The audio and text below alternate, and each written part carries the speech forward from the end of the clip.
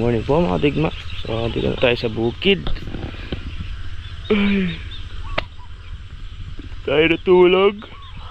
So bala papatubig dyan. Bumaba lang yung ilog kagabi. Hapin na tayo kumakina. So ngayon malalim na naman yung ilog.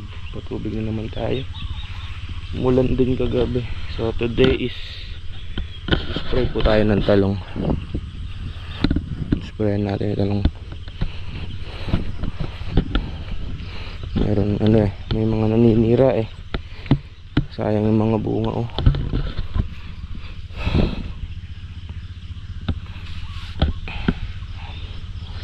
may shoot borer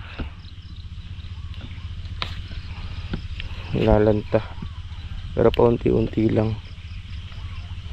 Ngayon pagka hindi angkop yung ginamit na gamot dito mga digma, hindi mo naman basta-basta mapapatay yan.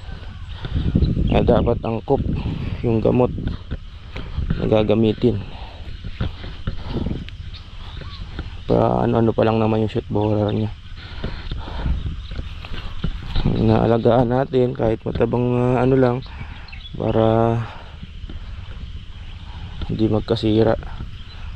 Ikom yung mga dahon nya, may ikom.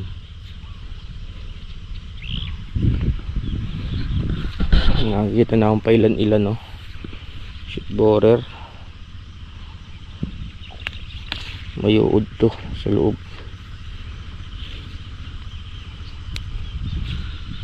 Sprayan natin ng ang gamit natin is syempre secret.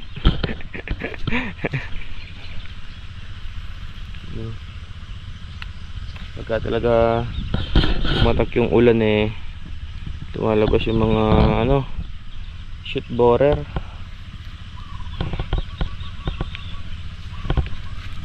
Yung iba tinatawag steam borer pero hindi steam borer, iba yung steam borer sa shoot borer. Bagay parehas lang din silang uod, kumukha lang din sa palay.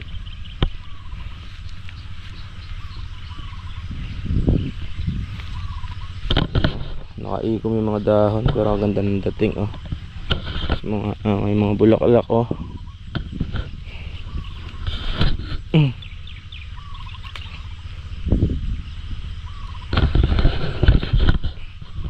So spray tayo mga digma para maalagaan yung paunti-unting bunga na yun Ano talaga shoot borer alam mo may uod na lalanta. Kailangan mag-spray talaga ng magang maga kahit na may sikat na araw. Ay yung hapon pag ganyang pasikat yung araw,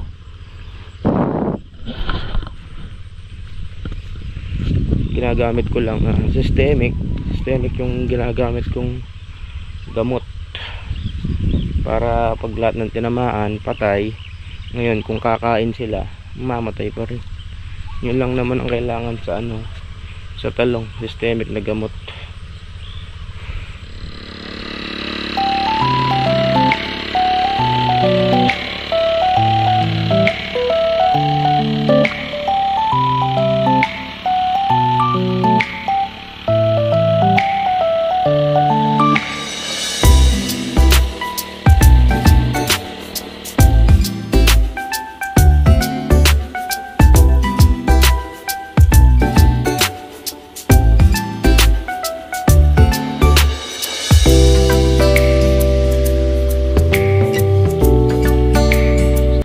Tapos na po tayo mga digma.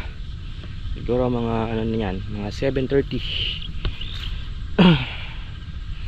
So yun mga digma, sa comment may nagtanong alin ba daw madaling alagaan, kamatis o talong. Para sa akin po kamatis. Kasi ako ngayon first time pa lang ako nagtalong, pero medyo mahirap talaga mag-alaga ng talong. High maintenance. Pero kung minsan hindi rin tulad ko mga digma, hindi naman kailangan ng mahal na gamot para makapatay na insekto sa talong, uod. Nasa perfect timing kumbaga. Kung pumapatay naman, kung mura yung gamot pumapatay, okay. Huwag ka muna susubok ng yung mamahaling gamot. Kung napapatay naman, importante is timing.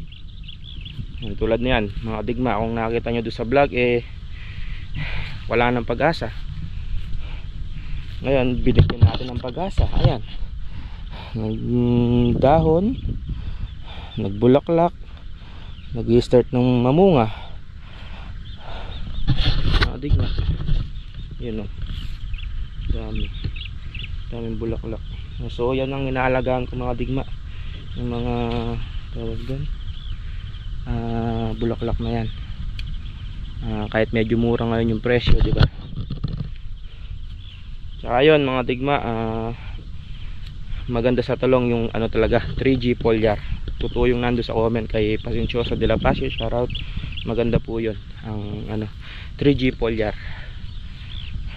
Kasi sa mga talong mga digma, sa pag-aaral ko ngayon, hindi dapat maraming pataba ang nilalagay. Kasi pagka maraming ano mga digma, patabang nilalagay, yung kanilang shoot nagiging violet, color violet siya, nagiging prone siya nung ano, shoot borer, kasi nga malambot yung mga shoot nila. Kaya mas maganda yung sakto lang, hindi siya ma-violet, hindi siya, pakita mo naman ganyang kulay oh, hindi siya violet, kumbaga matigas, kumbaga hindi siya prone sa ano, sa shoot borer. Yun naman ang binibigay ng 3G foliar. Hindi siya masyadong, baga, hindi siya masyadong maberde, hindi siya masyadong sariwa. Yun ang binibigay ng 3G foliar sa pandahon. Sa pambunga naman, talagang palalaki niya yung bunga.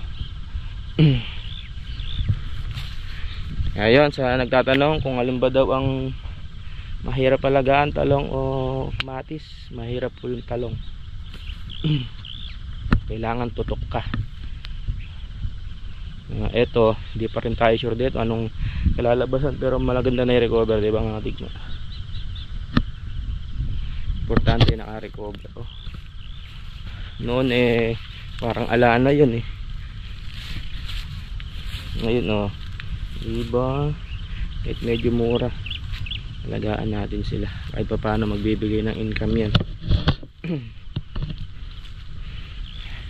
Yun ang pag-aaral ko sa talong. Hindi ko mamahal yung gamot, bibilin mo, spray mo sa talong. Kung minsan yung merong mura na angkop sa para sa mga uod. Kung minsan kasi yung mga technician sasabihin maganda, mahal, tipid sa karga, makabenta lang. Pero reality, hindi rin siya pumapatay.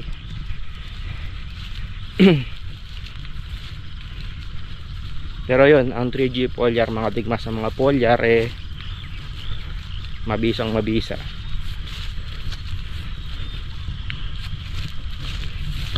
Maglalabas siya ng maraming bulaklak. Ayan mga digma, sigurado yun Ang ayaw ko lang dito sa talong ko is yung kanyang variety Propelica, maliliit yung bunga, hindi tulad ng Calixto malalaki. Ito mga higit isang dangkal lang, tapos yung tataba niya ano lang, pero dinadaan naman niya sa maraming bunga. Di ba mga digma, nakikita nyo dati walang dahon, ngayon may dahon na, may bulaklak pa, may bunga pa. Ayan, tapos na tayo. Inano ko lang yung mga naunang na spray, tinignan ko ang patay naman. Siguro mag-ano tayo ng ngayon, kawayan. Tingnan natin kawayan. Yun, digma, luto muna tayo ng ano, binagoongan na baboy. Yan, digma, tapos lang natin siyang maliit. Magkano tayo mga digma, binagoongan. Iba naman, dati puro adobo. Ngayon ano naman,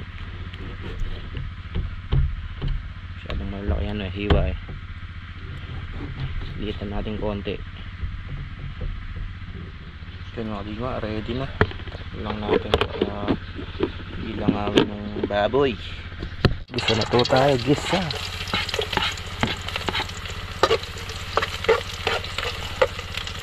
Gisa tayo ng bawang sibuyas. Talakas ng apoy, agad sunog.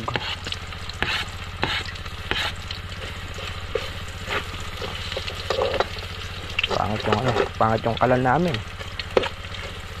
Hindi siya comfortable gamitin mga kabigma.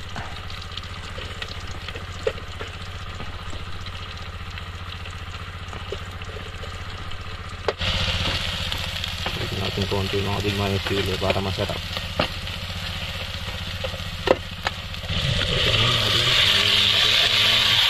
Baboy.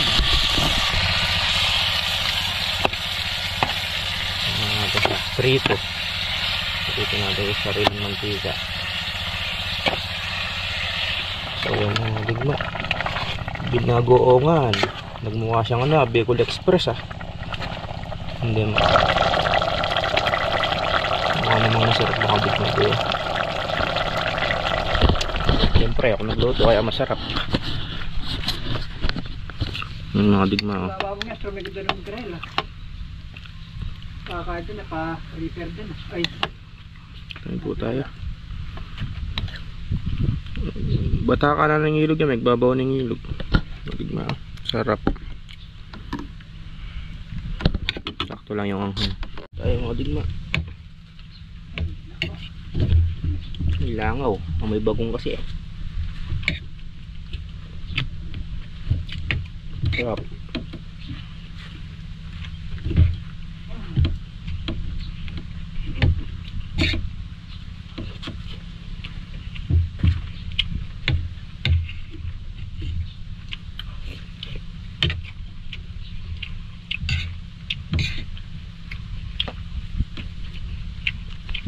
So tara mga digma, tulungan natin mag ng kawayan si tatay magtabas.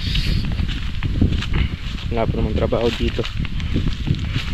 Tatabas muna tayo ng kawayan.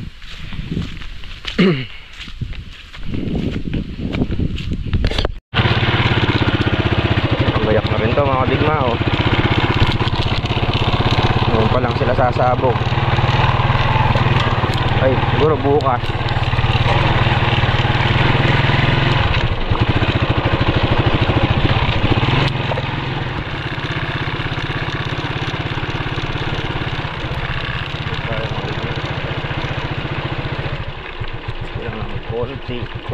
konti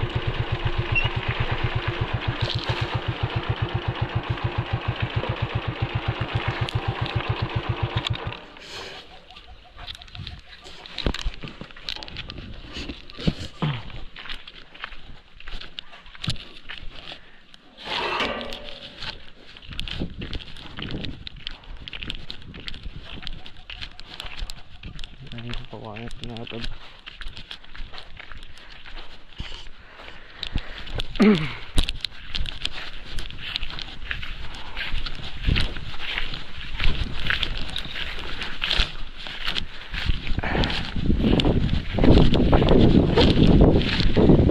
Dito muna natin. Kapag yung ligaw pang ulam.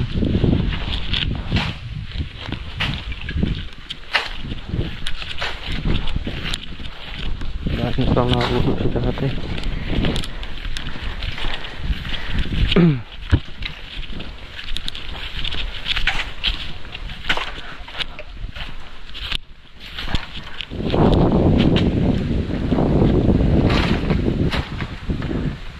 Kalisan Lareta.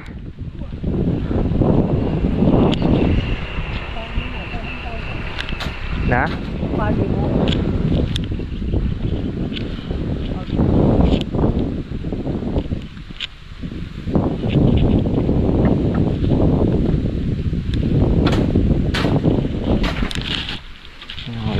So apat.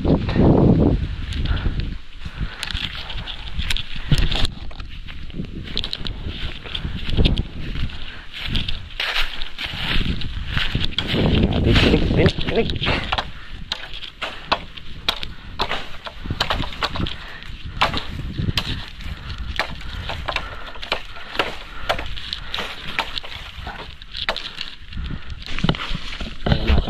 natin dyan yung ano, tatlo. Hinahali lang natin patong sa na to. Lahat ng naputol ni airpot. Malinis na siya ang adigma. Ito pa pala. Tanggalin lang natin yung kapuno.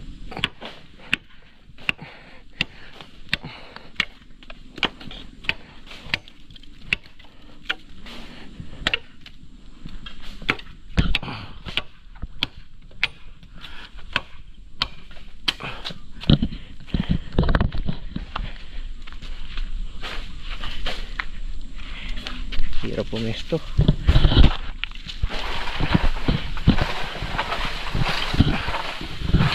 Ayaw.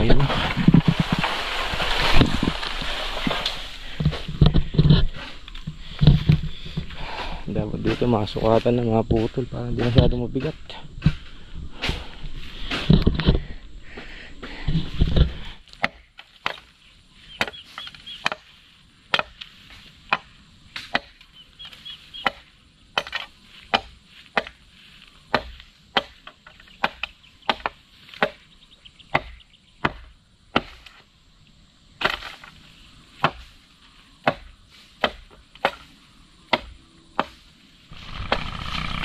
Mga bagyo, bukas naman apo na ang katawan.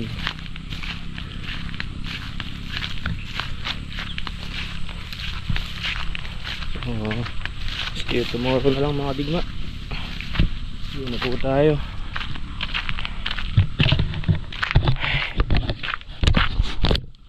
Nandiyan na rin mga gamit. Ay, dito po tayo para sa mga sunod kadigma. Yan. See you sa next vlog and ciao. Mercy.